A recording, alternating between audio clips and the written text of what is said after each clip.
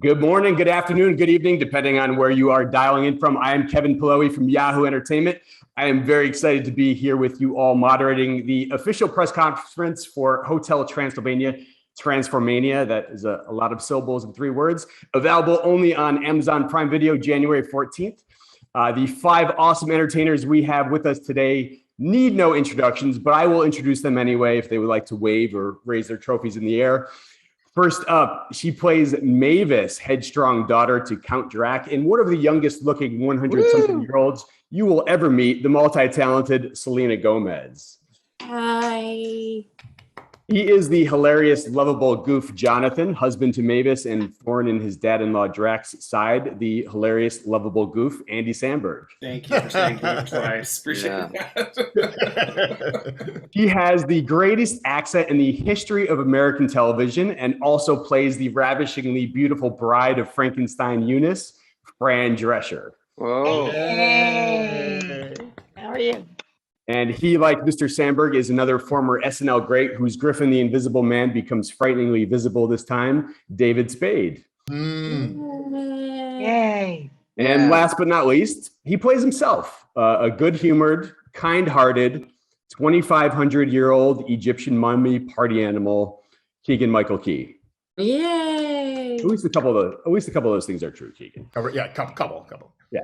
Guys, big congrats on the 4th and final Hotel Transylvania movie. I watched it with my daughters. We all really enjoyed it. As someone with in-laws, I definitely connected with, I think, the overarching theme that you should faithfully love and fully trust your son-in-law, or terrible things will happen to everybody and everything. Oh, wow. And Wow.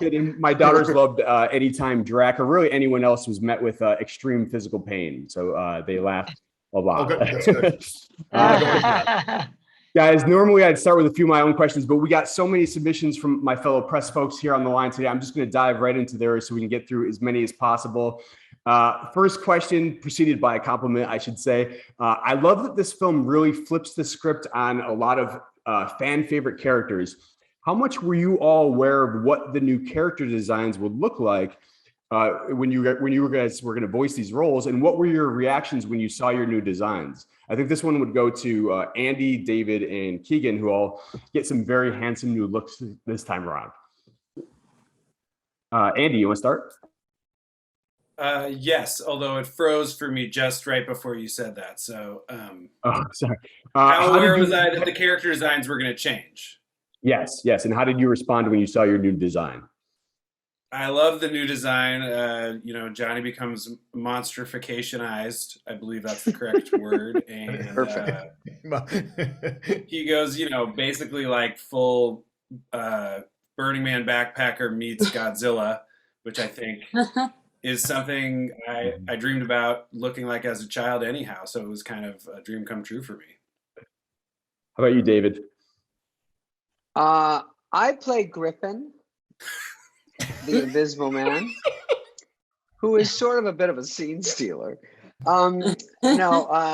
Griffin is, they showed me during, and I was a bit surprised because they put out some pictures of Griffin, and I guess it wasn't what people thought, because they wanted Griffin to be better looking, like Bradley Cooper or something. And I'm like, Griffin's like this goofy ding dong that hangs out with the monsters, and a little out of shape, red hair.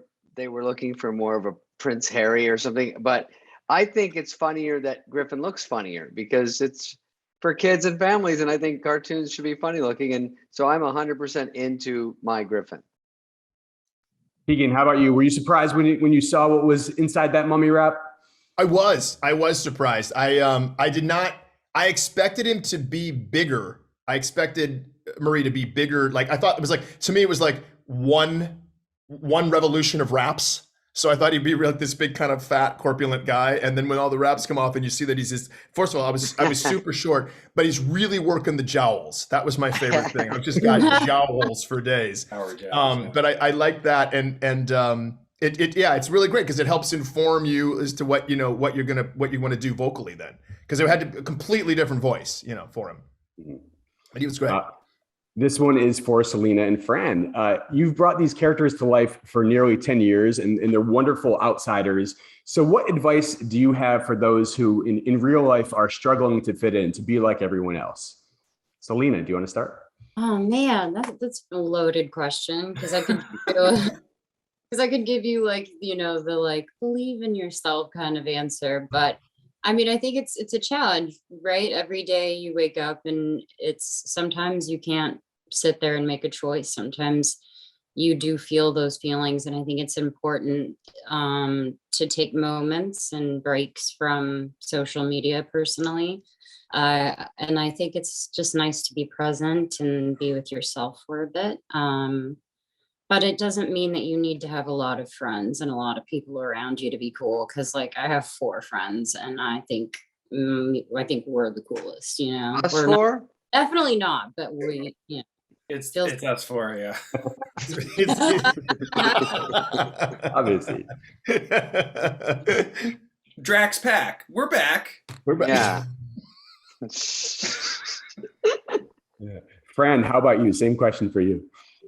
I think that the most attractive thing you can be is yourself and not give in to peer pressure, not feel like you have to be like anybody else. So you have to twist yourself into a pretzel because you think that's what somebody else expects you to be. I think that every single day, the more you practice self-confidence in loving exactly who you are and doing exactly what makes your heart sing and nothing else, then you're on the right path to living a really successful life, successful in the sense of being happy, both inside and making kindness and compassion your compass is also something that brings value to your life and to those you touch. Mm-hmm. I've been doing it wrong.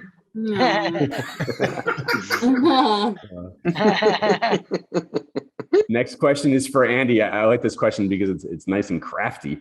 What are the challenges in trying to bring comedic timing to an animated role? You're right. I love talking about the craft. The challenge is there. It's not particularly challenging. I mean, we're on the 4th one here, not to like deflect, but you've seen the style of animation they do, which, in my opinion is one of the greatest things about these movies. It's so fun and exaggerated, and obviously kids love it. But when I watch it, it makes me giggle just seeing like the expressions and the gesticulations they give all the characters. So kind of like this time around doing the recording, you pretty much know they want you to go huge and insane. and then they are going to push that even further with the way they animate it, which is, it's very freeing. You know that there's no like, you're not going to get like, whoa, buddy, come on. That was too much. Never too much. Yeah. Never bring it down.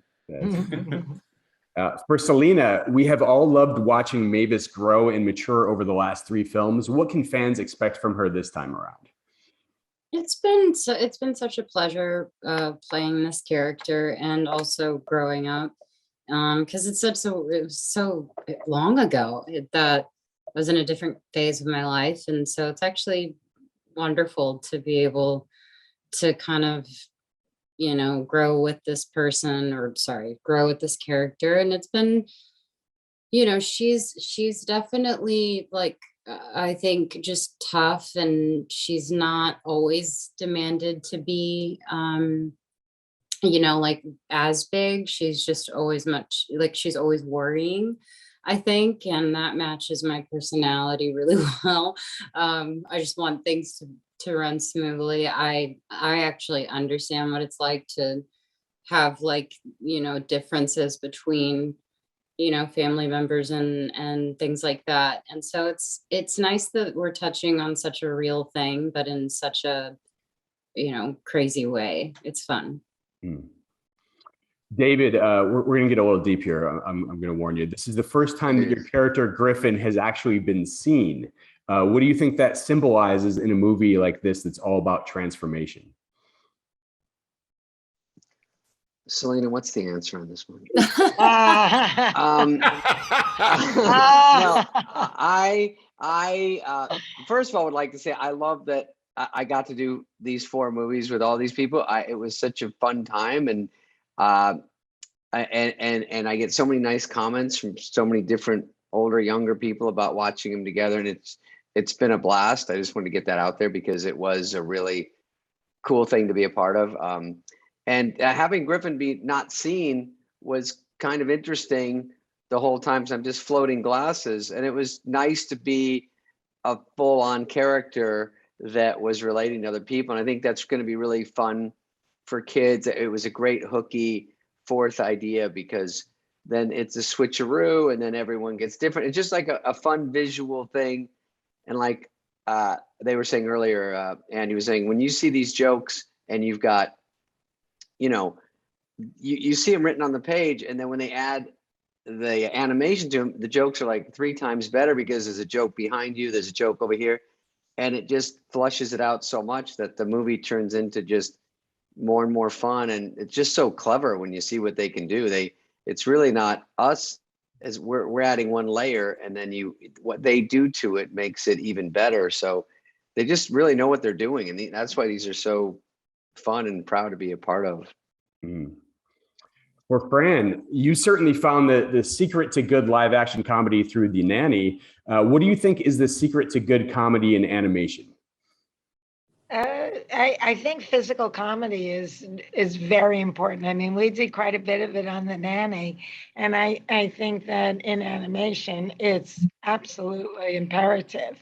And you can do so much because it's such a make-believe world. I mean, you can contort characters in ways that they could never really do in real life. Even the best stunt person couldn't get away with some of the stuff that animated characters can do. So I think that that's a big, through theme of doing an animated movie is, how far can we physically take these characters to do funny and surprising things? Mm-hmm. Yeah, Fran, I remember one of the last times we spoke was at the Builds here in New York, and I remember you talking about how impressive the comedic ensemble in these films are. You compared it to Spinal Tap, and it is really impressive. And I just want to give a sort of a shout out to the wider cast in these films, because you got so many talents: Jim Gaffigan, Molly Shannon, Catherine Hahn, Steve Buscemi, now Brian Hull and Brad April. I'm sorry if I messed that up. Who've got to talk about in a moment their contributions. It's really just like a remarkable ensemble that comes together for these films. For Keegan, you've lent your voice to a number of animated movies, including several on the way. What has been the most rewarding part of the voice acting animation experience? I would say the most rewarding part, to actually go back to what Andy was saying, is that concept of not having any limitations. That especially in these movies, like we were saying, that the look of the characters are so exaggerated that you get anything that you would have been busted for on a live action movie, you don't have to worry about. And that is the best freeing thing, because that's what you did. It reminds me of being a kid. When you were a kid and you played with the other friends, your imagination went everywhere, and there'd be times you're out at the field and playing and screaming, and all of that abandon. You get to channel that again as an adult when you're doing animated films, and everybody, and it's not only not frowned upon, it's encouraged. And so that to me is my favorite thing about working in this space. I love, Keegan, that you and I both are like, we just like that no one gives us the note that we're being too big. Exactly. Yeah, exactly. That's the answer to the question to me and Andy. It's like, there's just like, no one's ever, no one's going to tell you to take it down a notch. And that's like the best. a real peek inside at our process. And for Andy and Selena, it's been nearly 10 films since. It's been nearly 10 years since the first film was released. Did you guys, if you go back 10 years now, did you guys ever think this franchise would come this long, would last this long, would lead to 3 sequels like it has? Andy, No. you want to go first? But I'm glad. I'm really glad it did. I think the reason is because kids love them so much. That's the real bottom line with these movies, which makes it such an easy call. Like they're just so infused with joy and positivity, and I think everyone grew up loving these sort of classic monsters, and it's a new spin on it, and it's really fun for families, and that's why it's endured. Mm. How about you, Selena? What were your expectations coming into this series 10 years ago? Is she here? Oh, we lost her, I think. Did we lose her? Oh, shoot. Okay. Keegan Hopefully we'll get her accidentally back. deleted her. I said, oh, that was, yeah. Wasn't me. Wasn't me, No, I I swear. like it. What I just, like about this movie also is that it's really written funny. Parents really enjoy it as much as kids. And similarly, certain jokes I think may go right over the kids' heads, but the parents get it and see the humor in it. And it's It's always a good mix. very positive. And look at the talent, they're all very serious comic actors. So, it really does. Sometimes help. I'm too funny in the thing, and they have to really bring me back. Yeah, I've heard that many times. I've been given that as an example during my Yeah, session. they say, Don't It's say like, David. the other thing, I- Kevin, I think it's interesting is the way that they portray the family dynamics, like how spouses and loved ones and girlfriends and everybody is working off of each other. Those dynamics are really well observed in the movies. I think they're really well observed, and And so that relatable, right? super relatable. Yeah, Fran. Where that sense where an adult can be laughing at a hard joke with a hard punchline, but also at the same time, there's this sense of like, oh my God, we do that. Me and my wife do that. There's really, it's super deliciously relatable. We're running out of time here, so I'm just going to go very quickly around the horn because this is another question we got a lot. From all indications, this will be the final Hotel Transylvania installment. What would you guys each say that you will miss most about this series? Fran, let's start with you.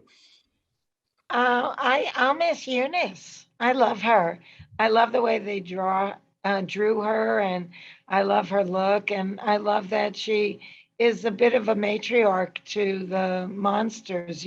She really does. She gets wound up and screams a lot, but for the most part, she really cares about Mavis and her family, and her husband too. Frank. So I will miss my character, Eunice. Keegan.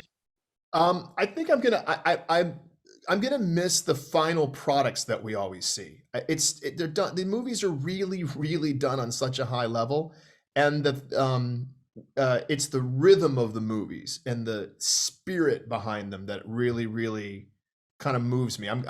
So in a way, I'm saying I'm gonna miss seeing them, because if indeed this is the last one, I'm gonna miss seeing that the new one comes out, because they're always really, really, really well done. David. I will. I do like when they come out. That's a good point. Like, because we did one. You're waiting for it to come out to see if it worked, and it's nice to be a part of something that works. And when it worked, it was fun. And then they're already talking about another one, so it's kind of fun. People are like, is there gonna be another one? You go, yeah, we're working on it. It's coming out soon. And then that comes out, and you see it, and you go, oh, good, it's funny again, And then there's like, oh, there's gonna be another one, and to have it stop is kind of a bummer. But I'm glad we got, seeing the fourth one. I'm glad they all were good quality, and if that's where they have to stop, that's where they have to stop. And finally, Andy, take us home. I don't like to admit that it's over. If we say it's done, we're just caving to Sony. Yeah. Rapophobia. Yeah. I don't know. I'll miss it all. It's been such a fun thing to do. I'll miss the swag bags. I'll miss the junkets. I'll miss the Selena. record We won't miss sessions. Selena because she's So back. sorry, my internet literally just went out. We restarted the router. We're good. But I didn't enjoy working with Andy at all, actually. Oh, burn. That's all she wants to add. Wow. No. But I did want to answer the question. I remember I was really excited to meet Andy because I watched all of SNL and watching David too and everyone growing up. So I would have to say the first time being able to sit down with him, he made it so fun and easy. And if anything, he's helped me kind of relax more in interviews and just kind of feel a little bit normal. He also had my back. I'll never forget because they asked me like a dating question or something, and I don't do those. And Andy answered for me, and it was nice. Remember when we all went to the Toronto Film Festival? So Oh fun. yeah, that was so fun. All right, guys. Well, we are out of time. Selena, Andy, David, Fran, Keegan, thank you guys so much for joining us all today and providing Thank your you. insights. Thank Thanks, you. Kevin. And Congrats thanks again to on that. Amazon for taking it on, and so everybody can watch it from their living room. Yeah, absolutely. Great. Well said, Fran. Yes. Absolutely available for the only record, on Amazon Fran Prime said- Video, January 14th. For the record, Fran said this movie's as good as Spinal Tap. There's your Andy, headline. is that a There's- scene from our movie? Yes, behind we you? heard it. We all heard that. There's your headline. All right. For the press folks, you'll be receiving your digital copy of this footage within 24 hours. Thank you guys all once again. Congrats on the film. Thank Bye, you. guys. Take care. Thank guys. you. Good to see ya. Bye. Peace. Bye. Bye, guys.